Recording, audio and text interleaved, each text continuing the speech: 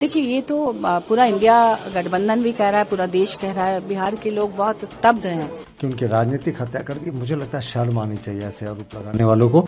जिनका चेहरा दिखाकर इस चुनाव में भाजपा ने बिहार पे कब्जा किया, अब उनको ही आप हटाने की साजिश रच रहे हैं। नीतीश कुमार जी इतने कद्दावर नेता हैं कि बिहार में कोई भी विपक्षी नेता उनके आसपास भी नहीं टिकता। और ये उनकी पुरानी चाल है। अब उड़ीसा में भी ऐसा ही किया उन्होंने, बीजेडी को खत्म कर दिया। देखिए, ये तो पूरा इंडिया गठबंधन भी कह रहा है, पूरा देश कह रहा है। बिहार के लोग बहुत स्तब्ध हैं और नाराजगी है उनकी कि जिनका चेहरा दिखाकर इस चुनाव में भाजपा ने बिहार पे कब्जा किया, अब उनको ही आप हटाने की साजिश रच रहे हैं। और ये उनकी पुरानी चाल है। अब उड़ीसा में भी ऐसा ही किया उन्होंने, बीजेडी को खत्म कर दिया। बीजेडी के सांसदों की मदद से केंद्र में कितने सारे बिल उन्होंने पारित करा दिए बिना डिस्कशन के, फॉरेस्ट कंजर्वेशन बिल और ये तमाम बिल्स जो हैं इम्पोर्टेंट बिल्स, ये न्याय संहिता वाला जो 3 आईपीसी में जो बदलाव लाए वो भी उन्हीं की मदद से पारित कराया।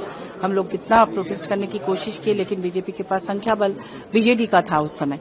हाँ, तो अब उनकी मदद लेकिन करने के बाद उन्होंने बीजेडी को ही उड़ीसा से वॉश आउट कर दिया। उसी तरह से बिहार में अभी किया उन्होंने कि उनका चेहरा दिखा के चुनाव जीते और फिर अब उनको बदलने की साजिश रच रहे हैं। महाराष्ट्र में भी इस तरह का खेल हुआ, पूरे देश में हो रहा है। तो मुझे लगता है इससे बीजेपी को ज्यादा नुकसान है। आने वाले समय में बीजेपी के साथ कोई भी रीजनल पार्टी गठबंधन करने में बार बार सोचेगी, डरेगी।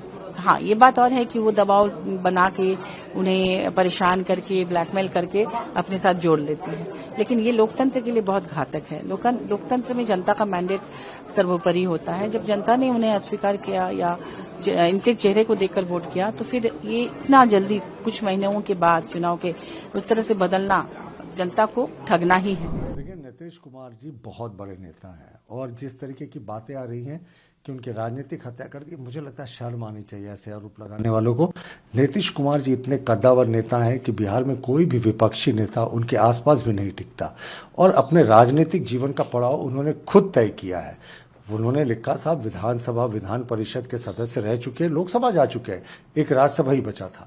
तो हमें सम्मान करना चाहिए उनके निर्णय का और सुशासन बाबू और विकास पुरुष के रूप में बिहार की कई पीढ़ियां उनको याद रखेंगी।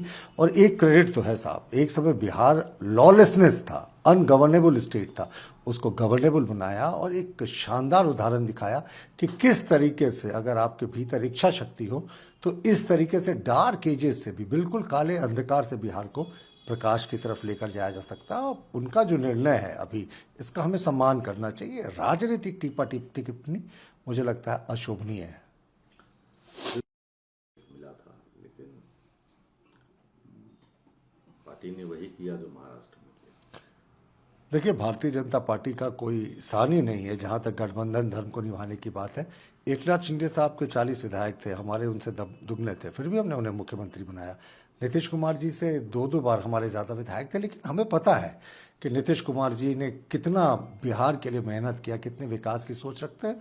वो मुख्यमंत्री बने और सबके के दिल का आज भी वो राज करते हैं। और मुख्यमंत्री नीतीश कुमार जी के बारे में इस तरह की बातें करना, साहब जो उनको नहीं जानता वही कह सकता। वो व्यक्ति अपने, मैं फिर से कह रहा हूँ, जीवन के पड़ाव को, राजनीतिक जीवन के पड़ाव का खुद चयन करता है।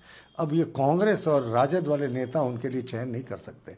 नीतीश कुमार जी ने जो निर्णय किया उसका एनडीए सम्मान करती है और उन्होंने बड़ा हृदय दिखाया कि जो भी नई सरकार बनेगी पूर्ववर्ती की भांति उनको उसका पूरा समर्थन और आशीर्वाद मिलता रहेगा। प्रभातखबर.com, विश्वास वही, रफ्तार नहीं।